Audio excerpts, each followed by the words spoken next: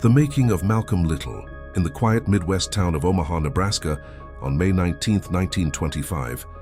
A child was born into a world that had no room for him. Malcolm Little's early life was marked by both love and danger. His family's warmth constantly shadowed by the cold wind of racism. His father, Reverend Earl Little, a Baptist preacher and follower of Marcus Garvey's Back to Africa movement, was a proud man who believed in self-reliance and racial pride. His mother, Louise Norton Little, was a strong and educated woman from Grenada, fluent in multiple languages and fiercely independent. Together, they raised their children to value dignity in a world determined to strip it away. But dignity came at a cost. White supremacists, infuriated by Earl's activism, harassed the family relentlessly. The Littles' home was burned down in Lansing, Michigan, when Malcolm was a child. Soon after, Earl was found dead, his skull crushed and body mangled near the streetcar tracks. Authorities ruled it an accident, but the family knew the truth. Earl Little had been murdered for daring to preach black empowerment. The trauma shattered Louise. Unable to support her large family, she eventually succumbed to a mental breakdown and was institutionalized. Malcolm and his siblings were scattered across foster homes, separated like fragments of a broken mirror. Yet Malcolm was bright, quick-witted, and ambitious. In school, he excelled academically and dreamed of becoming a lawyer, until a white teacher told him that such aspirations were no realistic goal for a N. That single moment planted the seed of rebellion. He learned that intelligence could not shield a black boy from America's hatred. The betrayal by the education system turned his mind against the very structure that had promised him equality. At 15, he left school and moved to Boston to live with his half-sister Ella, who was worldly, confident, and unafraid. In her, Malcolm saw a model of black pride that defied submission. She introduced him to the vibrant world of Roxbury nightlife, a world of jazz zoot suits and hustlers. He absorbed its rhythms eagerly, his sharp intelligence now channeled into street survival. By the time he moved to Harlem, he was known as Detroit Red, the smooth-talking hustler with a bright red conch and a sharper tongue. The Hustler and the Prisoner. In Harlem, Malcolm lived fast. The 1940s Harlem Renaissance had faded into an undercurrent of crime and poverty, but the city still pulsed with energy. Red worked as a waiter, shoeshine boy, drug dealer, and small-time thief, slipping effortlessly through the city's underworld. He was intelligent, observant, and ambitious, but his ambition had no moral compass. "It's the only life I ever knew," he later admitted. "You live by the hustle." The world around him seemed to validate that life. White society, he observed, had its own brand of hustlers, bankers, politicians, and businessmen who profited from exploitation. If they could cheat, why couldn't he? Yet his street success was fleeting. In 1946, at just 20 years old, he was arrested for burglary and sentenced to 10 years in prison. Prison was the turning point. Stripped of freedom, stripped of vanity, Malcolm confronted his own emptiness. He spent days in solitary confinement, where silence pressed on him like a physical weight. But it was also where his transformation began. His siblings, already members of the Nation of Islam, wrote to him urging him to seek God and abandon his self-destruction. His brother Reginald told him, "The white man is the devil." The phrase jolted him, not because of its hatred, but because of its audacity. It named the invisible enemy he had fought all his life. Inside his cell, Malcolm began to read, and read, and read. He copied the entire dictionary to improve his vocabulary, devoured philosophy, history, religion, and law. Books became his liberation, the keys to a kingdom of knowledge that prison bars could not contain. "People don't realize how a man's whole life can be changed by one book," he said later. The prison became his university, the crucible where Detroit Red died and Malcolm X was born. When he joined the Nation of Islam behind bars, he found structure, a code of discipline and purpose. The NOI, led by the elusive Elijah Muhammad, taught that the black man was divine, that the white race was a manufactured race of oppressors, and that salvation lay in rejecting white culture entirely. The theology was radical, but it gave Malcolm a sense of belonging and moral order. When he was paroled in 1952, Malcolm stepped out of prison transformed. He cast off the Little surname, a relic of slavery, and replaced it with X, symbolizing the unknown African name lost to history. The rise of Malcolm X and the Nation of Islam. The 1950s saw America awakening to the contradictions of its democracy. Segregation reigned, lynchings still occurred, and yet whispers of freedom were growing louder.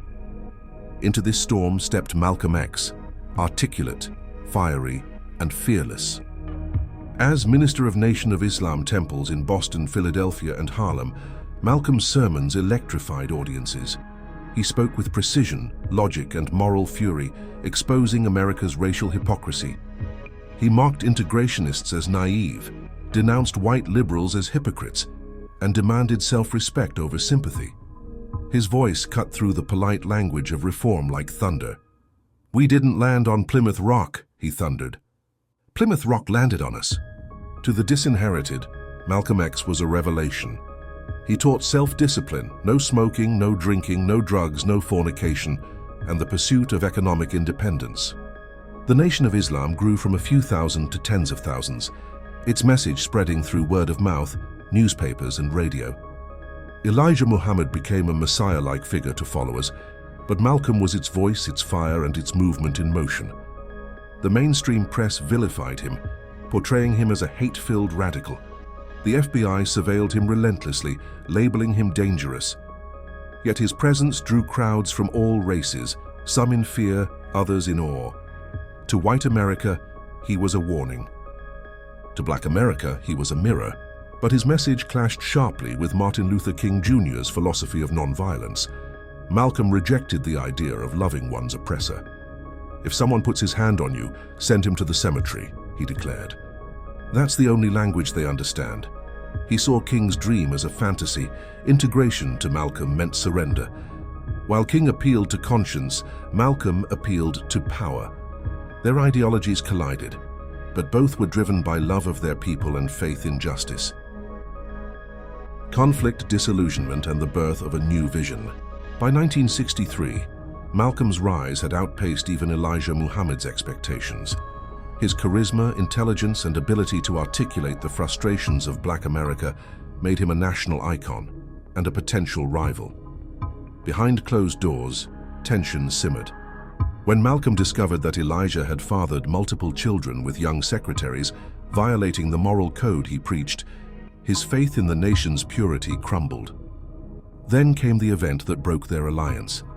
After President John F. Kennedy's assassination, Malcolm remarked that it was a case of chickens coming home to roost, meaning that America's violence had finally turned inward. The comment, though metaphorical, was perceived as callous and disrespectful. Elijah Muhammad suspended him from the NOI, silencing its most powerful voice. But Malcolm was not a man to stay silent.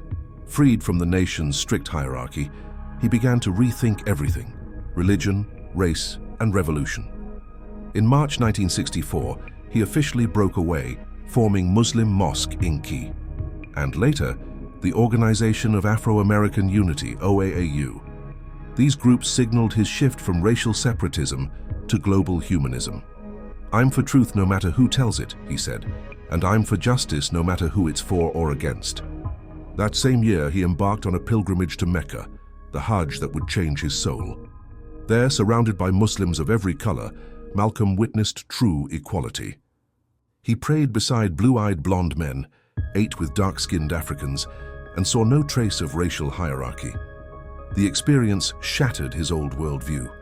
He wrote home, "I have never before seen sincere and true brotherhood practiced by all colors together, irrespective of their color."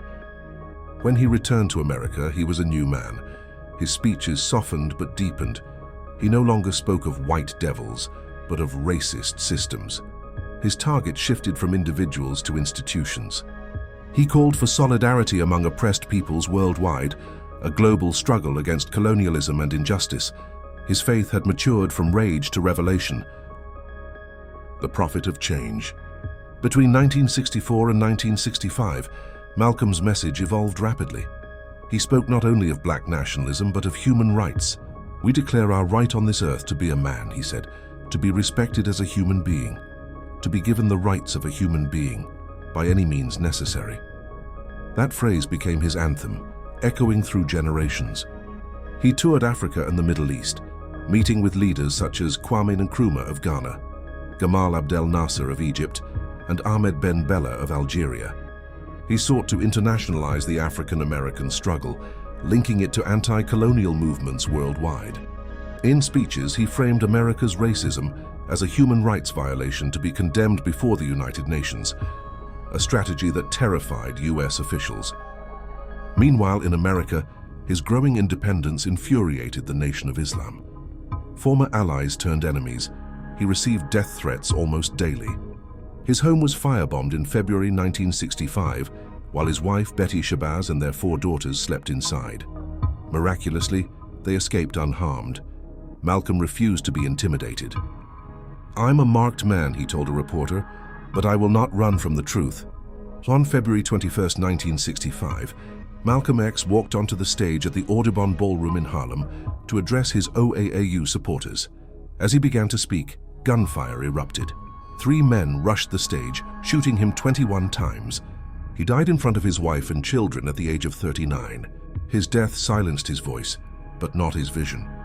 Thousands attended his funeral, and millions would later come to understand that Malcolm X had not been a prophet of hate, but of honesty. Ossie Davis, delivering the eulogy, said it best. "Malcolm was our manhood, our living black manhood. This was his meaning to his people. Legacy and the fire that never died." Malcolm X's legacy transcends the boundaries of race, religion, and nation. His autobiography, co-written with Alex Haley, remains a cornerstone of modern literature, a story of transformation so raw and redemptive that it continues to awaken readers half a century later. The book is both confession and conversion, charting his journey from ignorance to enlightenment, from hatred to faith. In the decades following his assassination, Malcolm's image evolved from feared radical to revered visionary. The 1960s Black Power movement drew directly from his teachings of self-determination and resistance. The Black Panther Party adopted his militancy and discipline, quoting him as scripture. In Africa and the Caribbean, leaders of independence movements cited his words as rallying cries against colonialism. Even Martin Luther King Jr., once his ideological opposite, came to appreciate Malcolm's contribution. "While we did not always see eye to eye," King said after Malcolm's death, "I always had deep respect for his courage and conviction." Their contrasting philosophies, one rooted in love, the other in self-defense, formed the 2 pillars of the civil rights struggle. In popular culture, his influence endures. From Spike Lee's 1992 film Malcolm X, starring Denzel Washington, to contemporary movements like Black Lives Matter, his insistence on truth and accountability resonates anew. His speeches, immortalized in recordings, reveal not only anger but intelligence, compassion, and vision. He urged the oppressed to think critically, to love themselves, and to reject the myths of inferiority. Malcolm's life was short but seismic. He entered history as a man of fire, yet beneath that fire was faith, reason, and relentless pursuit of justice. His greatest message was not violence, but transformation. "My alma mater," he once said, "was books, a good library. I could spend the rest of my life reading, just satisfying my curiosity." In that confession lies his secret. Knowledge was his revolution.